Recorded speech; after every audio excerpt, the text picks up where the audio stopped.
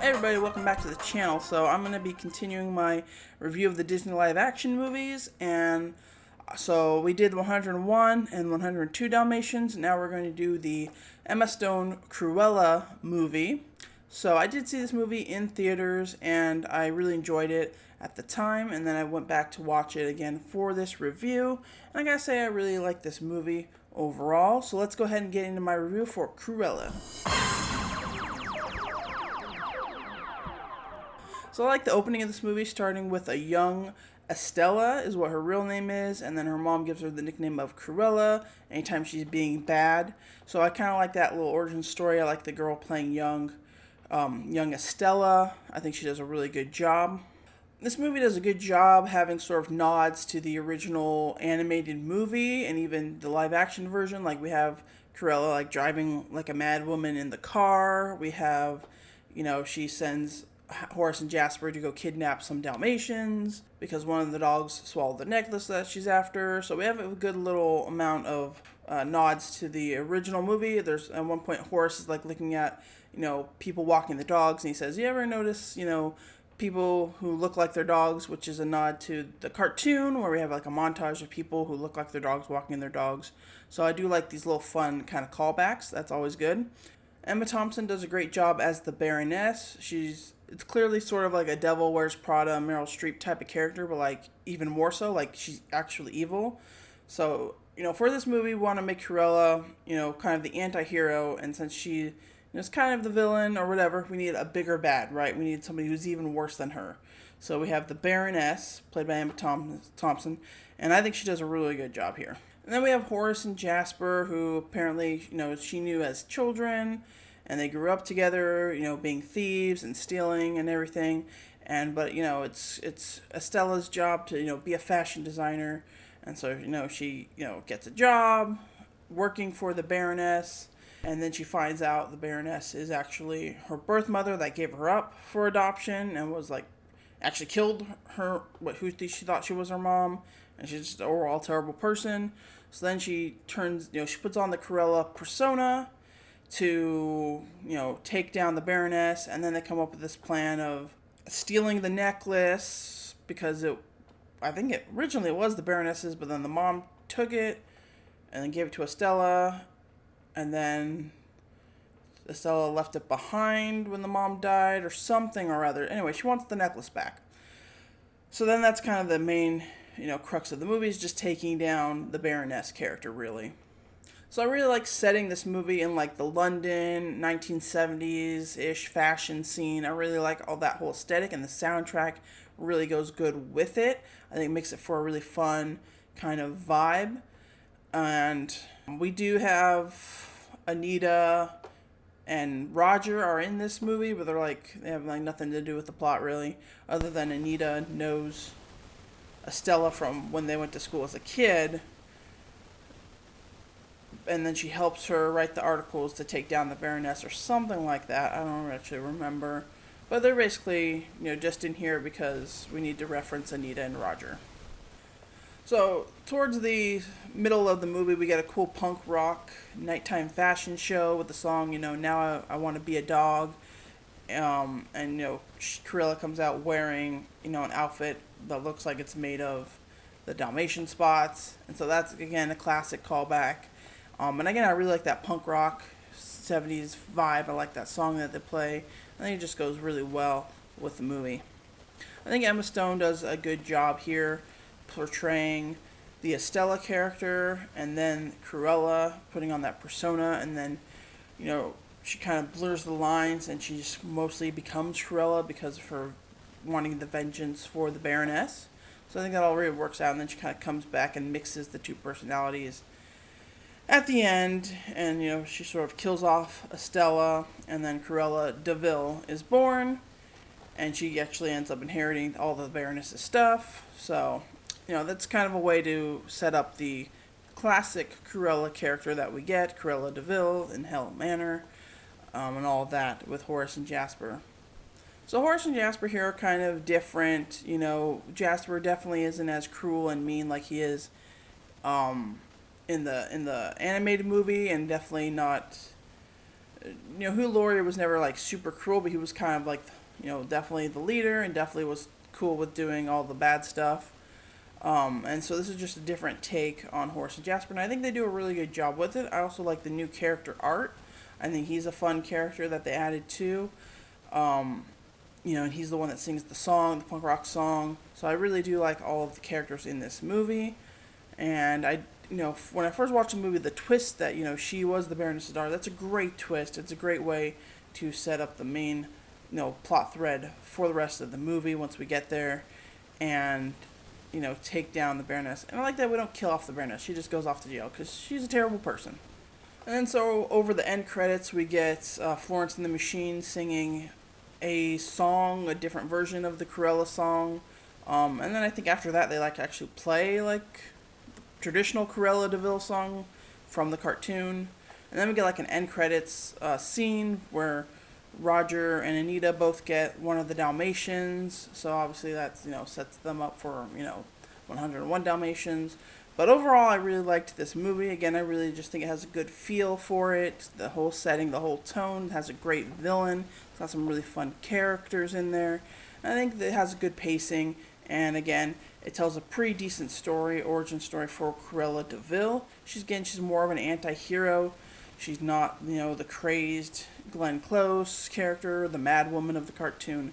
She's definitely a different version of Cruella. But again, I think it does a good job to set up, she had these bad traits as a kid. She was born with the black and white hair. And she was, not a great person. She was, still thieving with, Horace and Jasper. But she had ambitions of being a fashion designer, and she has good quality and tendencies. But when pushed, against the Baroness, the Cruella side comes out, and then the persona is built off of that. So I do like this as an origin story for Cruella de Vil. Emma Stone. So in live action, there's been a few versions of Cruella de Vil. Obviously, not live action, but there's the animated version, obviously from the original cartoon. I'm not sure if there's any other animated versions or whatever, but we'll just stick with the original cartoons version. And then there's the Glenn Close version, which he had 2 movies. I know the Descendants movies have a Cruella version. I'm not familiar with the Descendant movies. I think I saw the first one once, and I've seen The Rise of Red, and but I'm not familiar with their version of Cruella that well to really speak upon whether. And also, those movies are really campy and kind of over the top and exaggerated versions that can never be truly evil because they're kind of kids movies. So I feel that's a different tone. Another Cruella version that I actually did like was the Once Upon a Time show. They had their version of Cruella, and I thought the actress did a really great job. She was more of a 20s type of flapper Cruella that kind of fit a little bit more with the animated version. And then of course we get the, this movie has the Emma Stone version of Cruella. So I think the best version of Cruella, I think they all have a Cruella that fits the tone of the project. Right, Glenn Close was a perfect Cruella for that first movie. That second movie is trash. Don't watch it. I think Emma Stone is a really great Cruella for this version of the movie, and I think the Once Upon a Time Cruella worked really well with that version, and she was truly evil. She was truly evil. She was psychotic evil. She pretended to be nice even though she was really crazy underneath. And she was super crazy, but it worked for that version. But I think my favorite version is still the original animated cartoon version of Cruella, just because it's iconic, the way she looks, the voice is great. Glenn Close got there a few times in her version. And this is definitely a different version than that. I don't really see anything in Emma Stone's performance that sort of brings in the animated version or the Glenn Close version. There were definitely Glenn Close had lines from the animated version that she just said, and she did it great, and it was a callback to that animated version. I don't see anything in Emma Stone's character or writing that calls back to those, other than the movie just has a few callbacks. But again, I think they're all really good versions. If I had to rank them, which I don't think I could, I would definitely say the animated version, then the Glenn Close version, then the Once Upon a Time version, because she is truly evil, and then this Emma Stone version. She's just a more tame version of the Cruella character. I do really love that they have the song at the end credits. You know, the live action 101 Dalmatians, they were missing the song. And I think that really kind of hurt the movie, in my opinion. So I do like that they do have versions of the song at the end of this movie. That helps it.